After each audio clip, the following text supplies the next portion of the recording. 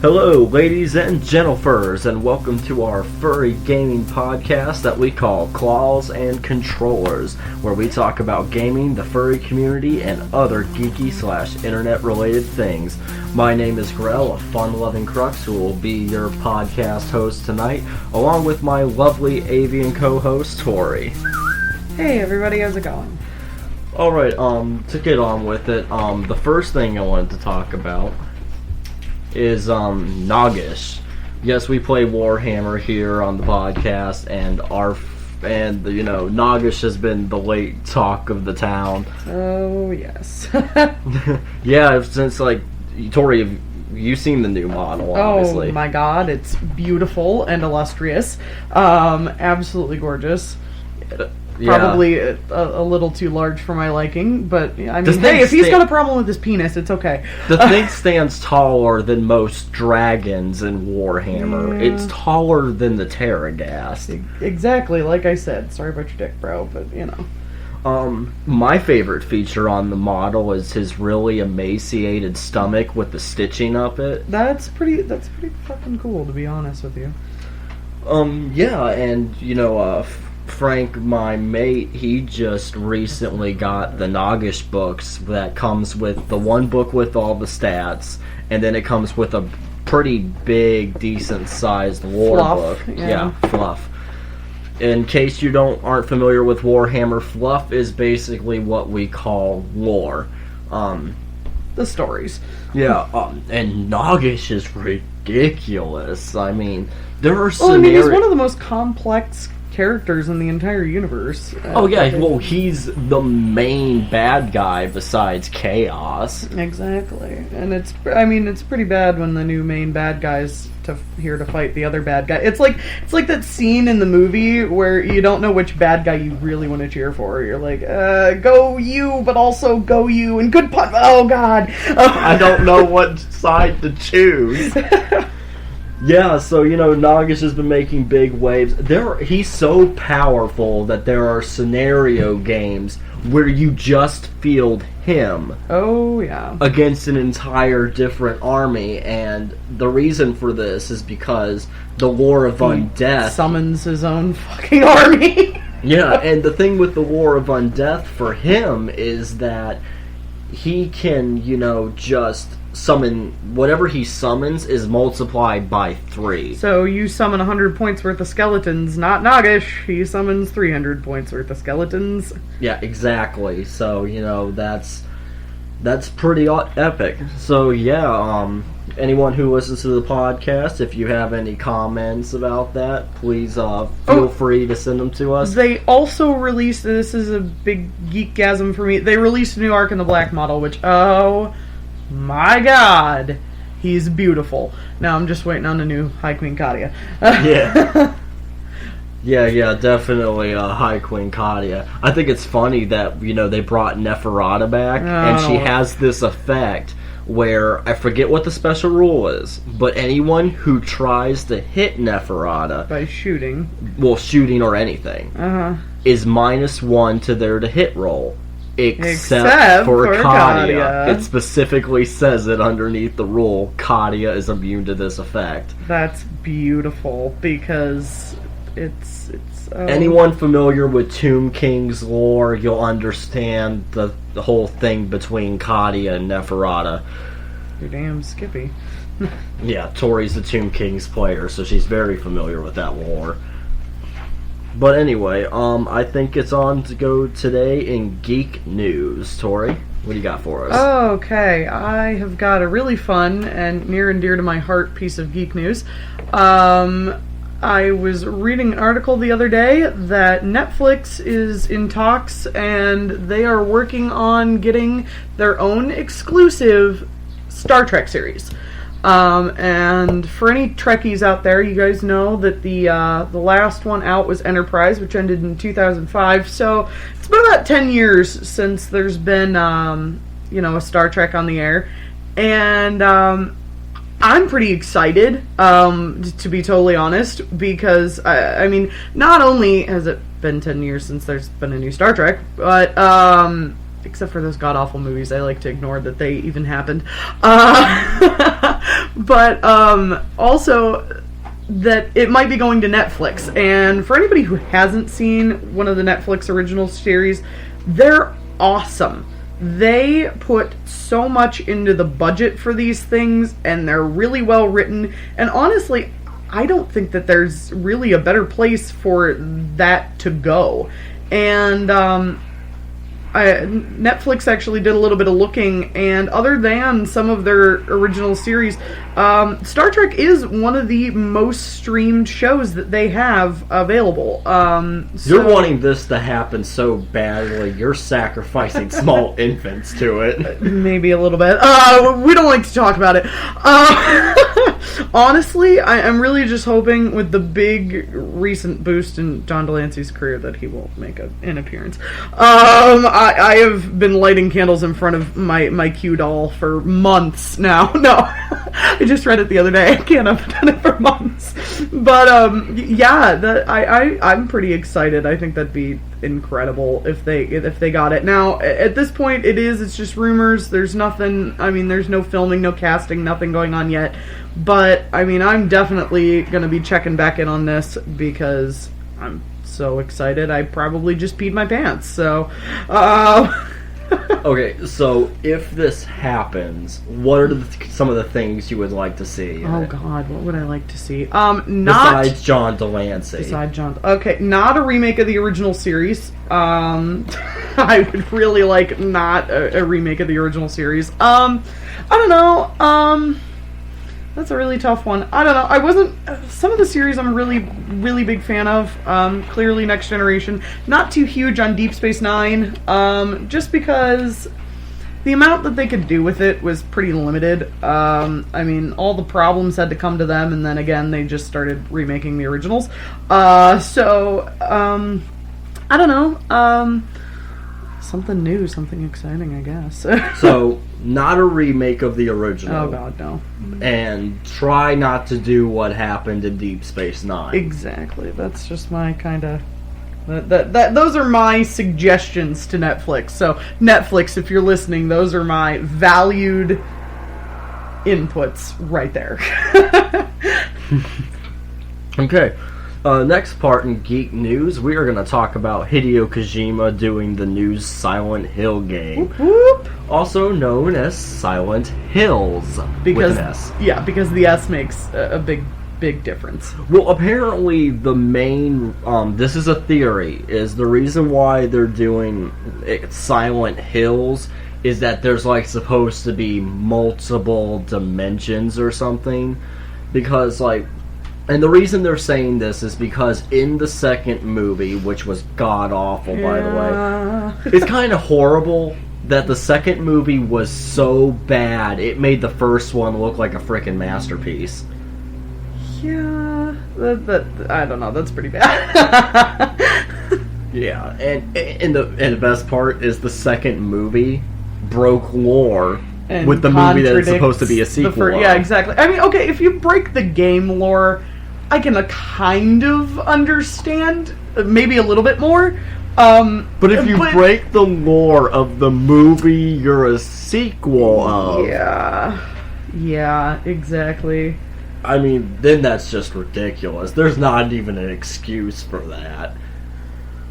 But anyway, yeah, so Hideo Kojima is doing the new Silent Hill game. And as said, the reason for the Silent Hills is apparently in the second movie. This is just a theory by some fans.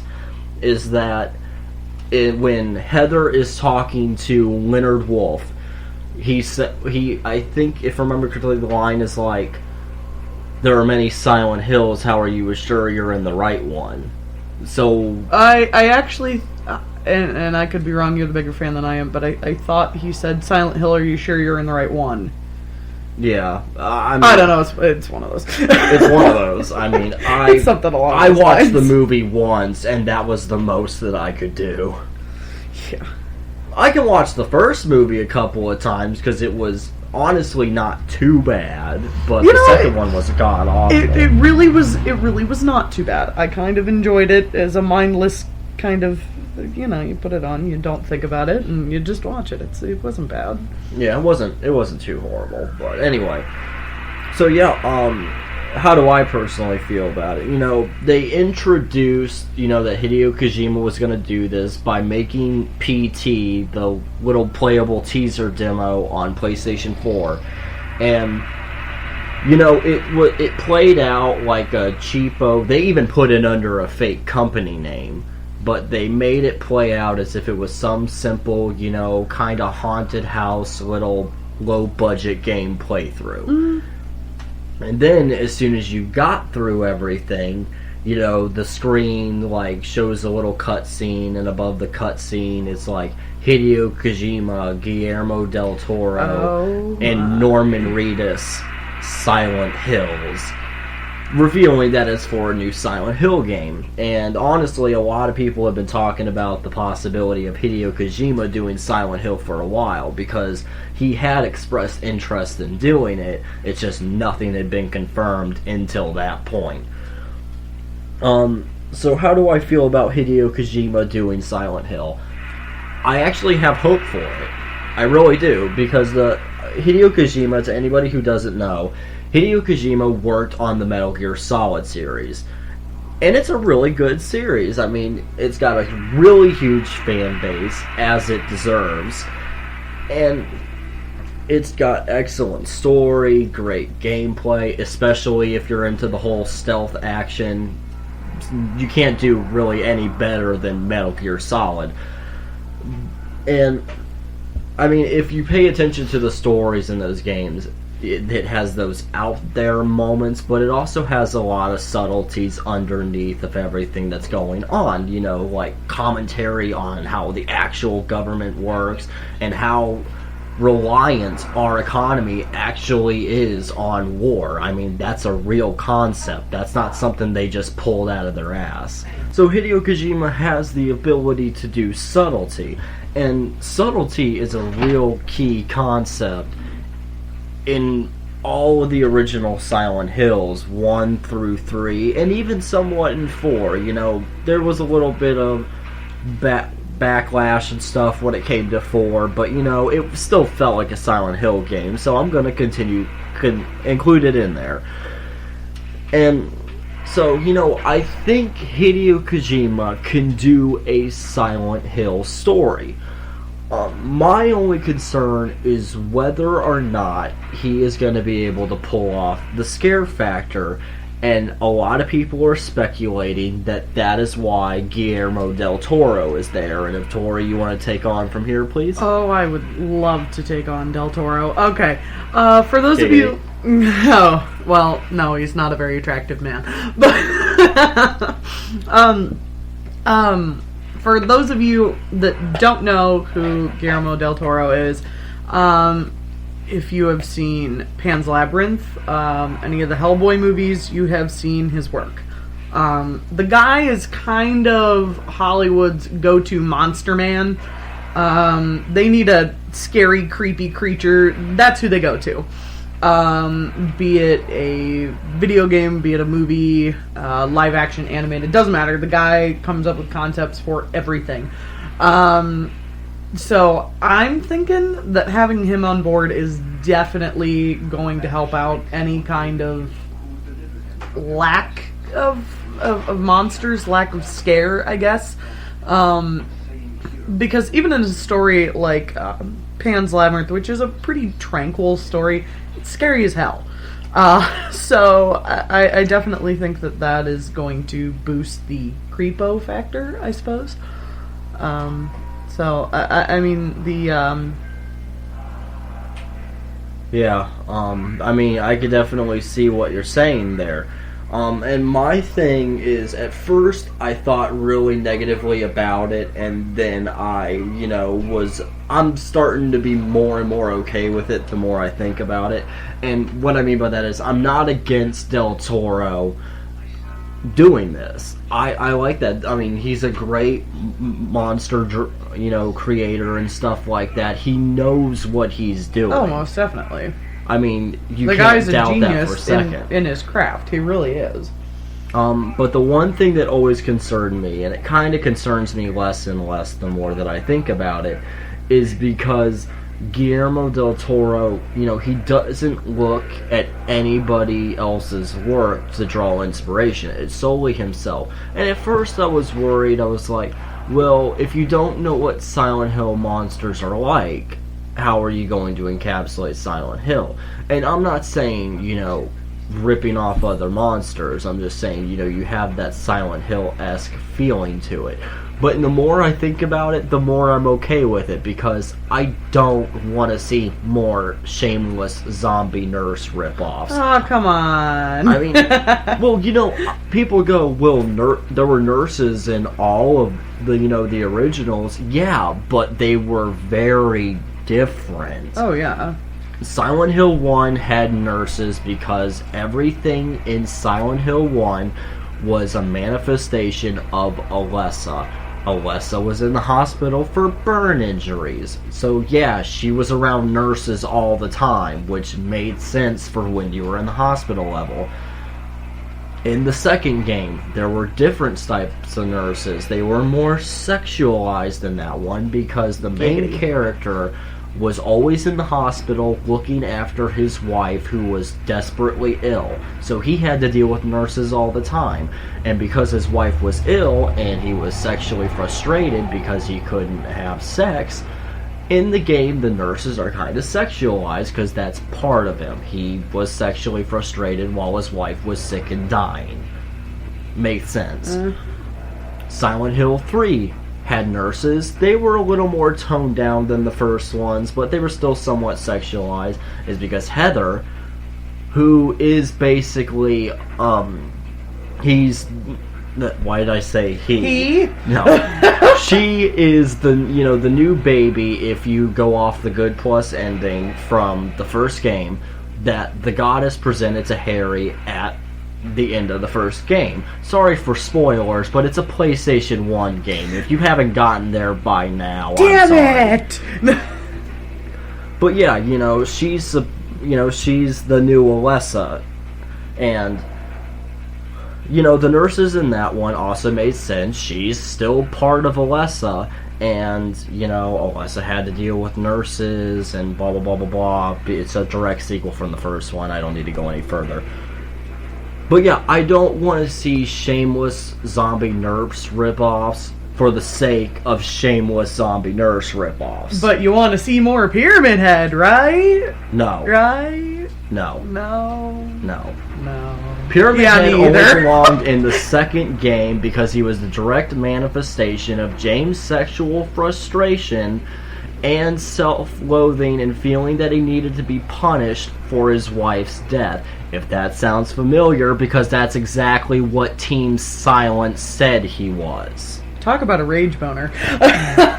It's true. I know. Well, and honestly, if you look back at some of Del Toro's work, one of my favorite monsters he's ever come up with is the horrifying eyeless hand creature from Pan's Labyrinth. Yeah, where he has to hold his hands up to his face. What would be scarier than walking down a hallway and seeing a crap ton of those coming at you?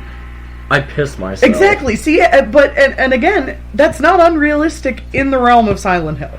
No, it's very doable. It's very doable, and it's very scary, and it's within the realm of kind of their already created canon. So, and again, you were talking about, zombie nurses. Everybody knows what they are. Everybody knows what they look like. Everybody knows Pyramid Head. So even if he doesn't go back and redesign what's already there, he knows the feeling of Silent Hill. Yeah, and is definitely going to be able to create something within that realm that fits. It's not going to feel unnatural. You're not going to go, what the hell is this thing? It's definitely going to be something that feels like it should be there. I mean, I can almost guarantee that when it comes to Del Toro, I don't think he's going to disappoint when it comes to the new Silent Hills monsters. All. I don't think he's going to disappoint there. I look forward to seeing what he's going to bring to the table. Well, that mixed with the subtlety of Hideo Kojima, I really feel like the two of them are going to work together great. Because in the past, the monsters from Silent Hill, again, are manifestations of whoever is there, whoever you are playing as. Things like that. Well, and in all honesty, the subtlety in the storyline is definitely going to bleed into the subtlety in the creatures. Well, so. I have to make a correction, and it's honestly misconceived.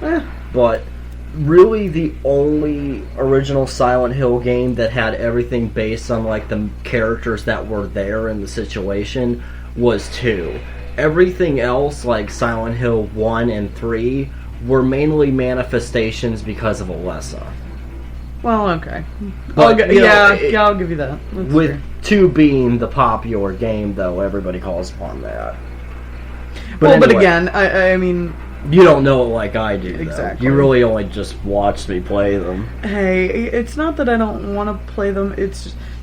Here's I'm gonna spoil the illusion right now. I'm horrible at video games. Okay, I love them, and you love playing them, but you are horrible. I'm so bad. I am so bad. Unless it's an arcade style game, I suck, and I even suck at those. I have to play them on Sleepwalker. And, I mean, Sleepwalker mode. I mean, I love video games. I really do. I'm horrible at them. Well, the reason she said sleepwalk mode is because that's the easiest difficulty in Skullgirls. Yeah, okay, I don't play that one in sleepwalk mode. I can at least play that one on easy. I've gotten up to easy. Okay, we have gotten way off Baby topic. steps. Anyway, so yeah, Guillermo del Toro, more than happy about it. I wanted to talk about Norman Reedus for a second. Oh, can we talk for longer than a second? Yeah. Norman Reedus is, from what I can see from the trailer that was in, the little playable teaser, is that he's going to be the main character, the character you play as. He's going to voice the main character, and the main character is modeled exactly after Norman Reedus' appearance. So, I mean, I'm just going to say this, because the playable teaser was in first-person view. The actual game better be in third-person, because if I get to play as Norman Reedus, I want to look at Norman Reedus. Oh, yeah. I want to look at Norman Reedus even when I'm not playing as Norman Reedus. She's got pictures all over. I do not. I keep them in one file.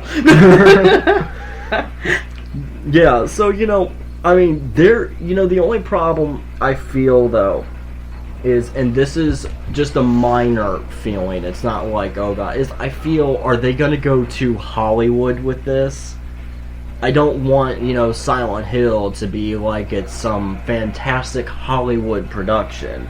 Yeah, I can see that, but honestly, and I think I read this somewhere, fans, feel free to correct me if I'm wrong, but I did think I read somewhere that Norman Reedus is a fan of Silent Hill, and I really think that I think that the group that they have is such a great group that even though it's kind of Hollywood, it's going to work. They have the attitude of not Hollywood. You know what I'm saying? Yeah. They don't have that big Hollywood attitude, and it doesn't really carry into their work. Yeah, they're not doing it for the sake of doing it. They're doing it because it's something they're passionate about and were excited to do. And their work is, without a doubt, very cinematic, but I don't think it's going to be too elegantly beautiful. I don't feel like you're going to be playing the game feeling like you're watching, a movie or anything. I think that honestly the group that they have is a really great balance. Yeah, and honestly, and a lot of people were confused, like, with the Hideo Kojima thing, but Hideo Kojima has been wanting to do Silent Hill. He has been expressing interest in it for a while. So, it's not something that Konami just pushed on his lap and said, we want you to do this. It's something that Hideo Kojima personally wanted to do. And so, because I know he's passionate about it, he's gonna try. Oh, yeah. But anyway, so, I have hopes for it. I really do. I think it's got a lot better of a chance than any of the previous newer versions of Silent Hill. Exactly. I was going to say, just think, it couldn't get worse. Downpour showed potential. I was not talking about Downpour. You're talking about the movies? Well, no. What's the one? Isn't it The Room or whatever? No, Silent Hill 4 The Room wasn't awful, but... And honestly, Silent Hill 4 The Room compared to the newer games is awesome. Comparatively. It still had its problems. Well, that's like comparing the ugliest chick on your block to a peanut butter sandwich and going, it could be way worse. You know, they're not even in the same realm. But, you know... I know. Well, you know, but the thing is that Silent Hill 4 The Room, for its flaws, still felt like a Silent Hill game. It still had the elements to it. Yeah, okay. Yeah. And honestly, I challenge you to do this, Tori, is, look into the story. Read the synopsis of the plot of that game. The plot was solid. I will accept your challenge and report on it next week. Yeah, the plot was solid. The gameplay is what really ruined the experience. But yeah, look into the plot and we'll report on that later. Okay, so... I might not be able to play games, but I can read games. Okay, so next up on our new segment... Well, not new, the whole podcast is new. Yeah. But our next segment, Adventures in Furry, where we talk about things of the furry fandom. And our first topic for our first episode is how we got into it in the first place. Well, see, you said my butt looked fat in those jeans, and then I said you looked like a loser, and that's how we got into it. I thought we were talking about the fight earlier. Is that not what we were talking about? No. Damn it. Okay, never mind.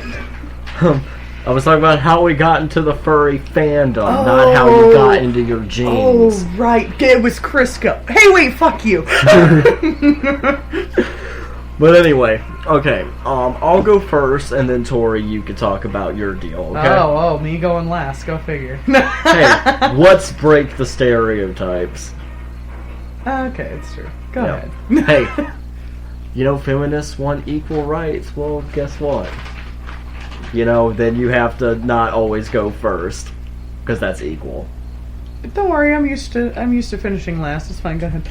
Oh, that was the male crack I was going for there. Nobody was getting it, but okay, it's fine. Go ahead. I thought you were referring to the stereotype of always women go first. I don't need you to hold the door for me. Fuck that. Try to hold the door for me, and I'll push it in your face. That and many other things. Okay, we are so off topic again. Yeah, we are. Okay, sorry guys. But anyway, I got into the furry fandom when I was 12. Nice. Yeah, and being 21 now, actually turning 22 in October, I've been a furry for almost 10 years, almost a decade. And... You're going to renew your membership? Were you happy with your service? Yeah. Are you getting a golden star pin? Yeah, I'm going to renew my subscription. Okay, good. Good. We're very happy that you've chosen to renew with us again. But anyway, I found out about it when I was just randomly scrolling across the internet, like probably 90% of the furry fandom did. Uh-huh. And I was looking up images for Bloody Roar 2. And if anybody doesn't know what Bloody Roar is, it was a fighting game that basically had furries in it. Hey, a game I can play! Yeah, there you go. Because all you have to do is smash buttons. Exactly! I'm good at those! But anyway, yeah, so while I was looking up those images, I came across, you know, a furry comic. It wasn't porn, though... If it was, you wouldn't admit it here. Though, in all honesty, by how much porn is out there, I'm surprised it wasn't. I'm surprised you didn't find some, I know, right? And then instantly get scared and run back. I'm sorry, Mommy, I didn't mean to. But anyway, so, you know, I thought the comic was really cool. I liked the images. I liked, you know, the pictures. So I decided... Now, I didn't know what the term was at the time. I didn't know it was called furries. So what I did was I googled humanoid animal pictures. And you didn't come up with, what was that book? Were they Animorphs?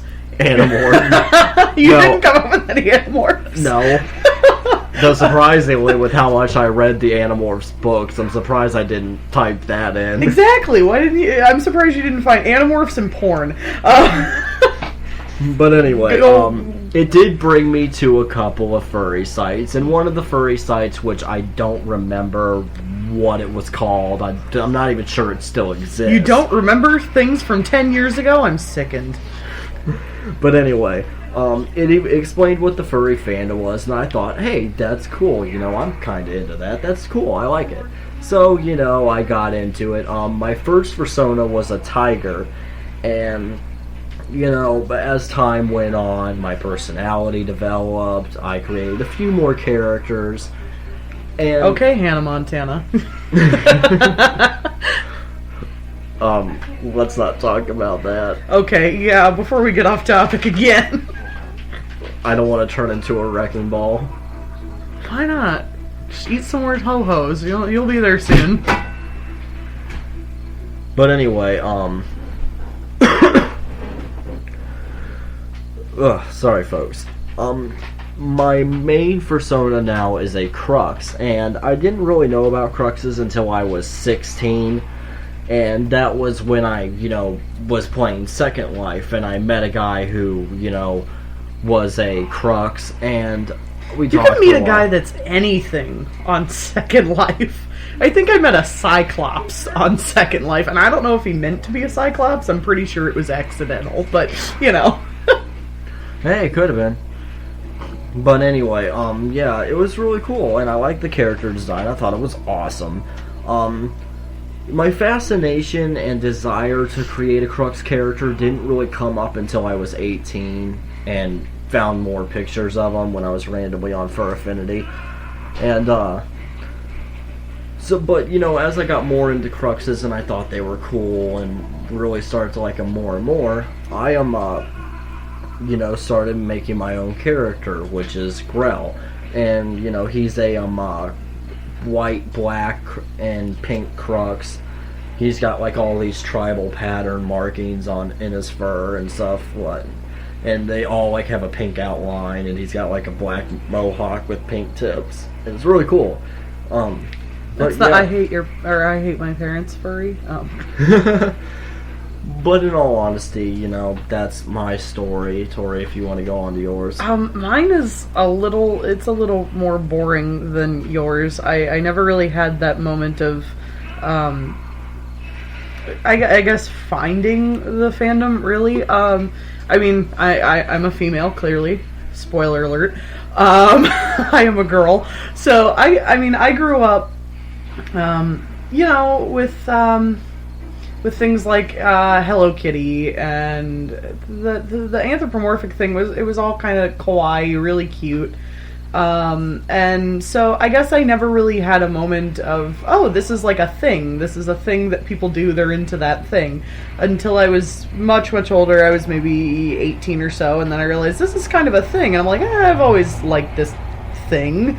So I kind of, that's kind of how I got into it. It was one of those things that from childhood, it was just kind of a thing you never really noticed. Magical girls with cat ears and Nikos and all kinds of things. It was just sort of something that was, I guess everybody was into it, but I think that I definitely took off on the furry side of things. But my first persona was actually a bunny rabbit. She was a pink lop ear, and her name was Kiwi. And then from there, I had so many bunny ears. I still have like 9 pairs of rabbit ears, and they were like fancy ones too that like lit up and shit. They were awesome. And I have them somewhere. And my most current one is actually an avian. She is a red-breasted robin, very large red-breasted robin. But yeah, I guess that's kind of how I got into it. It was never really like a, I don't know, I guess I didn't really have one of those realization moments, I suppose. So, but that's me. You didn't really have like a a definitive story. It was just like this thing that happened. Yeah, I mean, I wasn't reading the Encyclopedia Britannica and oh yes, yes, quite. This is my thing now. I just it kind of while sipping a cup of tea with your pinky out. Ah, pip pip cheerio, and stroking the fluffy cat on my lap. Oh, Fluffy, I think I found the thing that I like. No, it was one of those things that it was always kind of a childhood thing, and it. I guess one day I realized this is kind of like a fandom thing, and I got into it from there. It was a slow, gradual process, I guess, and then I came to terms with the fact that I am into furries, I guess. So, well, there you go, and that's our personal stories of how we got into the furry fandom. I mean, it's a fandom that we both really enjoy.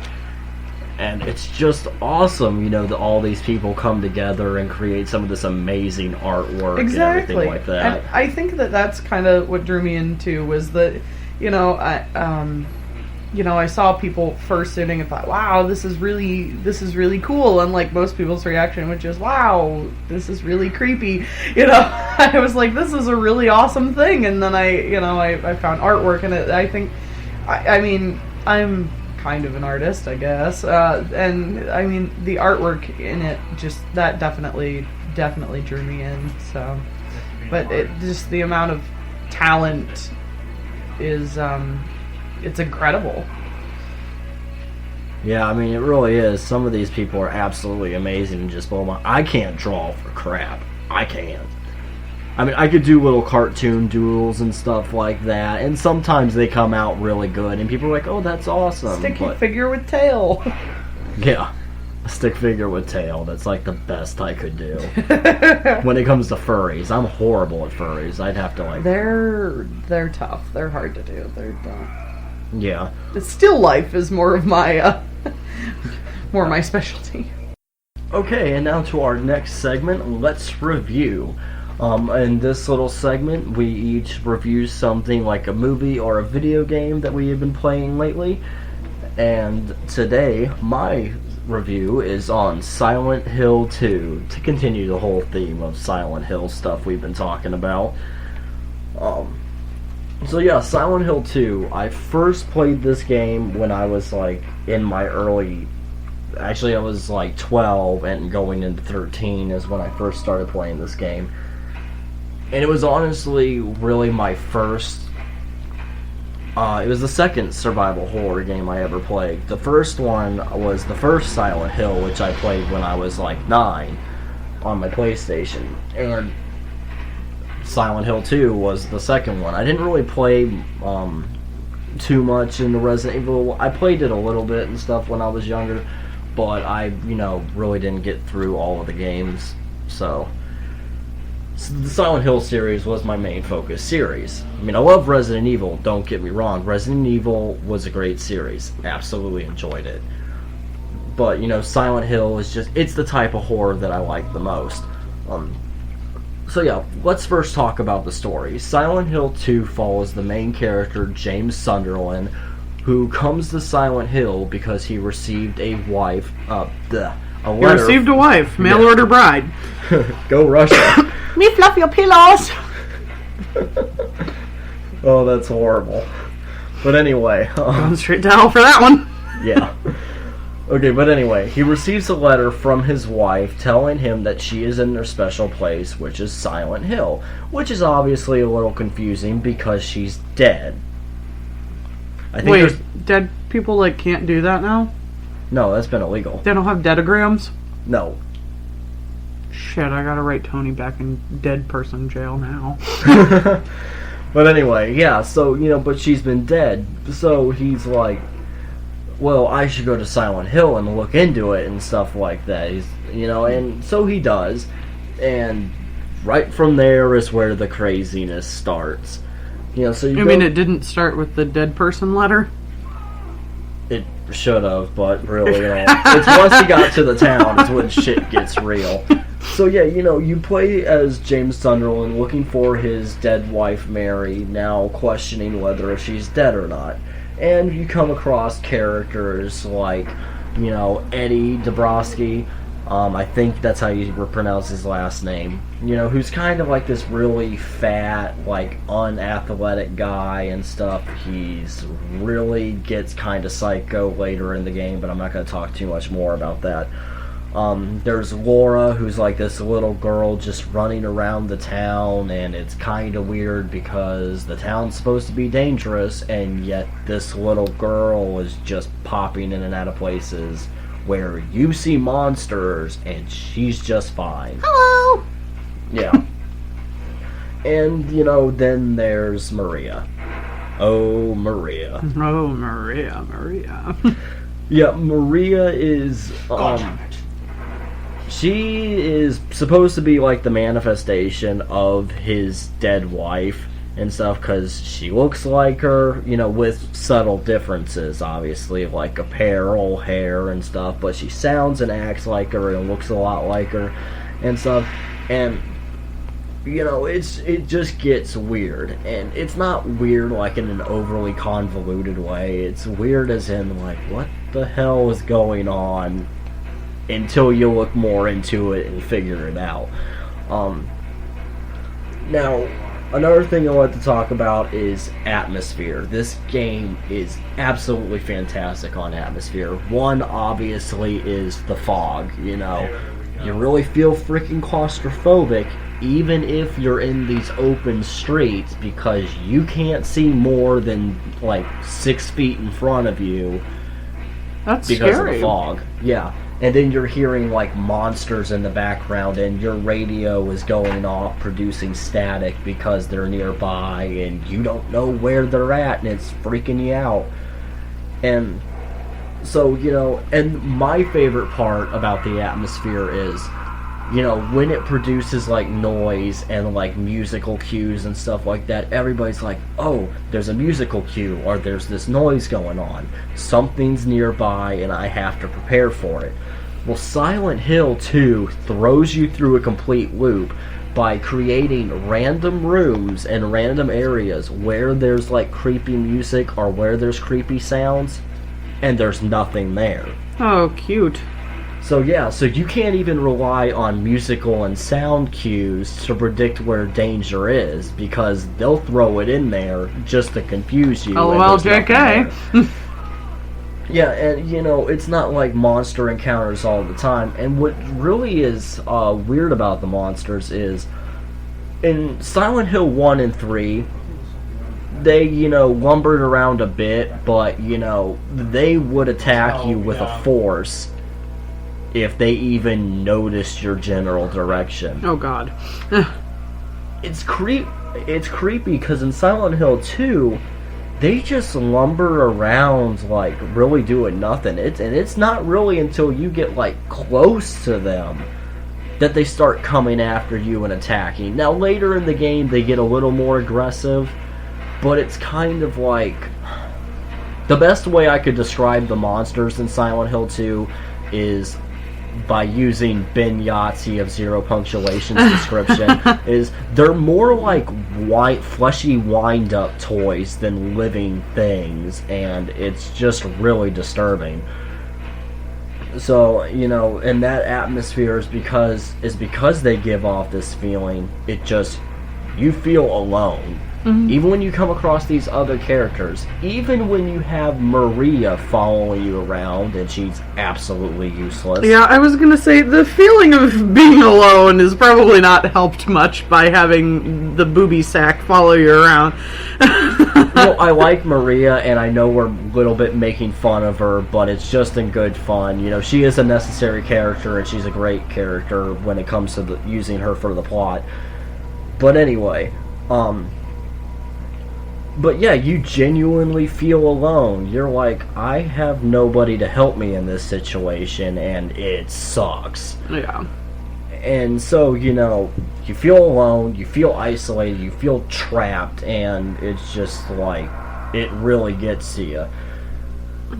You know, and that's why I love the atmosphere. As for gameplay, you know, it's pretty standard for your PlayStation 2 era survival horror third-person game. You have your tank controls, and everybody who's played a video game knows what tank controls are. You haven't played any of those games. Okay. No. I love you, Tori. Thank you. Okay, let me That's describe. reassuring. Tank controls are basically all the movements are on one analog stick or on the directional pad. And in order to like turn and stuff, you move forward, you stop moving forward, you turn in the direction you want to move, and then you press forward again. Gotcha. That's how okay. it works. Alright. I have played games like that. Just wasn't familiar with the term. But anyway, so you had tank controls. They weren't too bad. Silent Hill 2, they were pretty decent. They felt fluid, and it worked. I love the combat, and the reason is now in Silent Hill, I choose my situations. It's like, do I really want to use my ammo, or do I really want to engage, or should I just run past them and into the next room? It depends. And what I liked about the combat is, I know it's weird to talk about realism when it comes to video games, because they're video games, but I like the fact that you're not some gun-toting soldier. You're not some guy who knows martial arts. You're an average dude with a 2x4 with a nail through it, swinging wild. A piece of pipe that you found in a hallway. Well, in Silent Hill 2, you find the pipe lodged into a car's hood. Oh, good. Yeah. So you have to work for your shitty weapon. But anyway, yeah, and so you're not pulling off amazing combos. You're not like some super badass. You're an average person just trying to survive against these things, and that adds to it. That adds to the gameplay. It also adds to the atmosphere. So I think the gameplay's really awesome. And my favorite part where the gameplay really mixed with the atmosphere is there was this one part where the town was all dark, and it was like pitch black, and you could really only see with your flashlight. And you come across there's a dead end, and there's a dead body by a car, and you see all these notes scattered across the ground. Well, as you read each note, it describes how the dead body on the ground, the guy who's dead, was seeing these monsters, and yet his friends didn't see them. And when you get to the final two notes, the first one says run. The second one says run a bunch of times. And after I got done with that note, I had to quickly turn around and look, because I thought that was going to cue some monster to come up behind me and scare the shit out of me.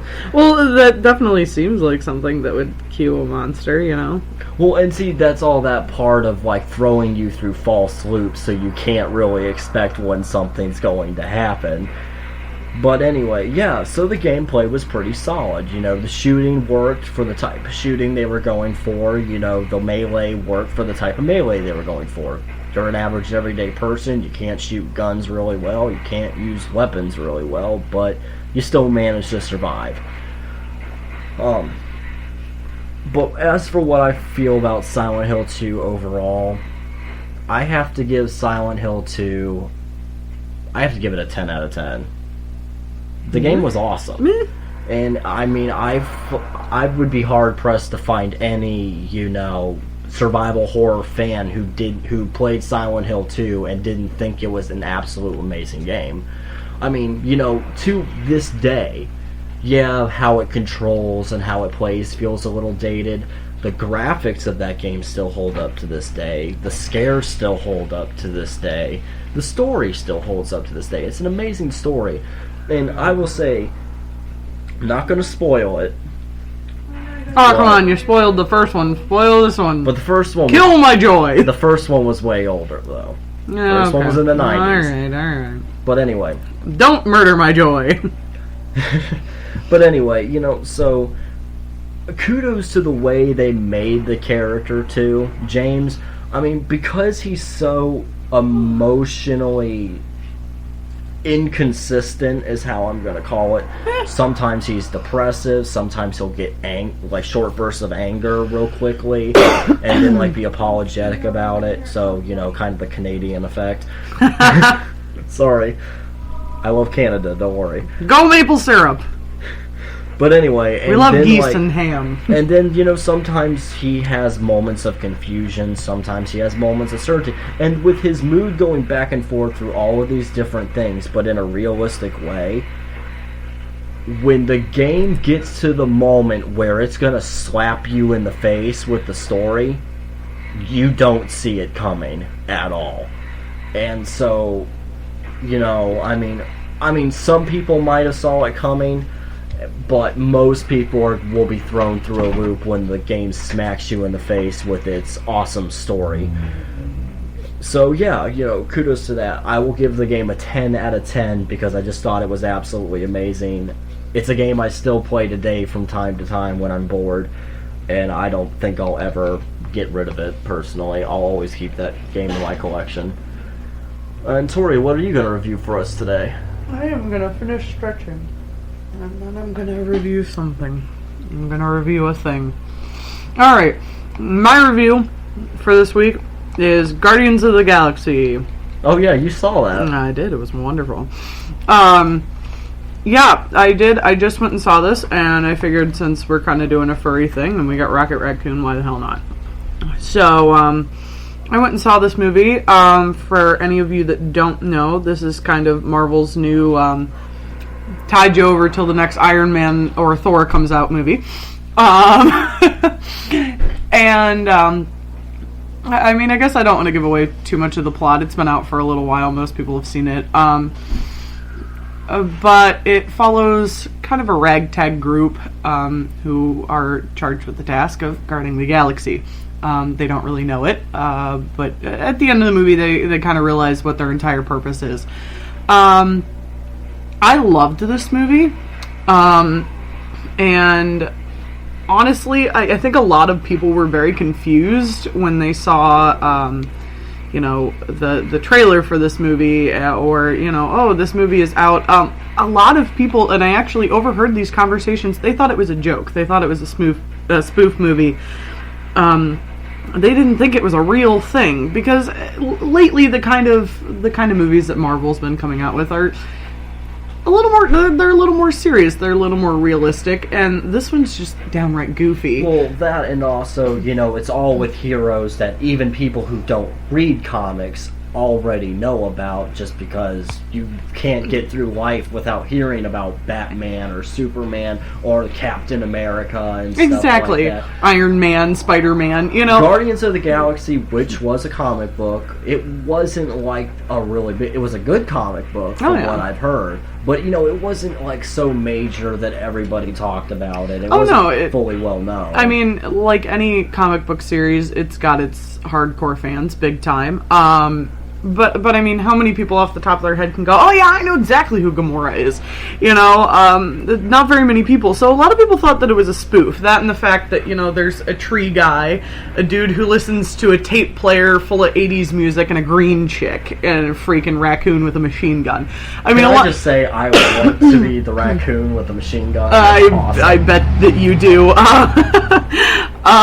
Rocket is very fun. I've got to say my favorite character, though, was Groot.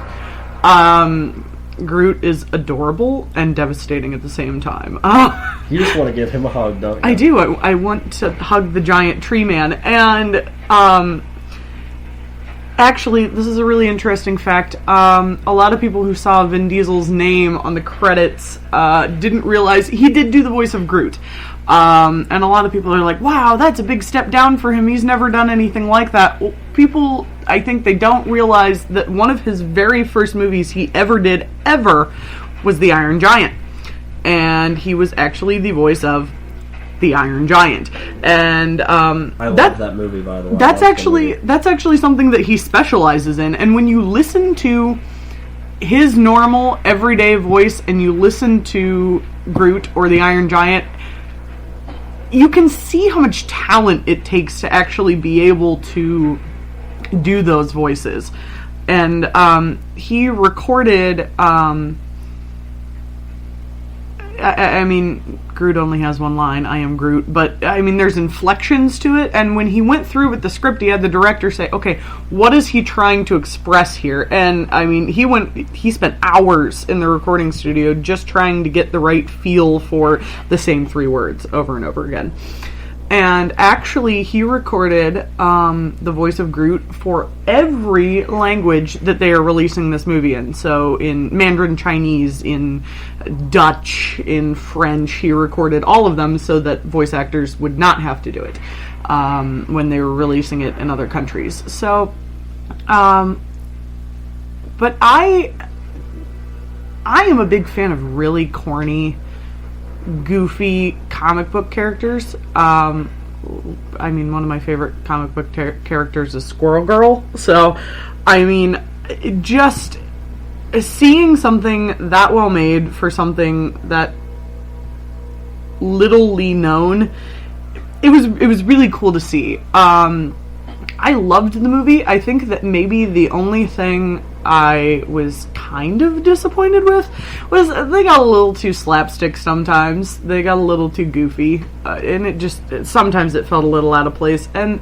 their advertising for it, it doesn't quite feel right. There's not like a good niche. They don't know whether they want to, market it for kids because it's got, a raccoon with a machine gun, which honestly, I would tell Marvel, please don't. Please do not target this towards children. But I think that their marketing was a little subpar on it, but I mean, that's okay. So if you haven't seen it, I would definitely recommend it. It is so good. It's really fun. I mean, it's definitely not lacking in the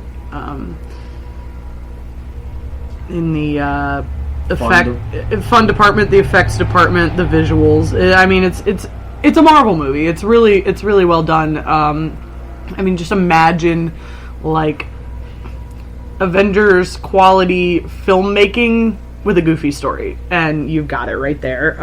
I think that my personal review on this would probably be an 8 out of 10. But it's fabulous. I really liked it. So if you haven't seen it, check it out. And that's my review. All right. Well, this has been it for our first episode of Claws and Controllers. We're hoping to, make a Facebook page, and when we get that made, we'll have it posted in our second episode, so you guys can join us on Facebook and, talk with us. We're pretty much always online, so we'll definitely be checking it out when we have it up. And so you guys can talk to us, offer us, suggestions from what you would like us to cover on the news and stuff like that, and ask us questions that we could answer in future episodes. Compliment our stunning good looks. Yeah, we'll post some pictures of what we actually look like on there and stuff like that. So you'll get to see that. That's Spoiler alert, I'm Jennifer Lawrence. No, you're not. Yeah, I am. No, don't ruin the illusion. I'm having fun with this. But anyway, so if you'd like to be a part of the Claws and Controllers community, we are making a Facebook page that will have the link posted and talked about in our second episode when we get that up. And we're also, if you want to check us out, we'll be having our episodes posted on YouTube, so you can listen to us on YouTube under Claws and Controllers. And we also have a channel on Podcast Garden, so Claws and Controllers on Podcast Garden, so you can download the episodes and listen to them whenever you feel like. So yeah, this has been Grell and Tori, and we hope you guys enjoyed the podcast, and we'll see you in the next episode. See you later.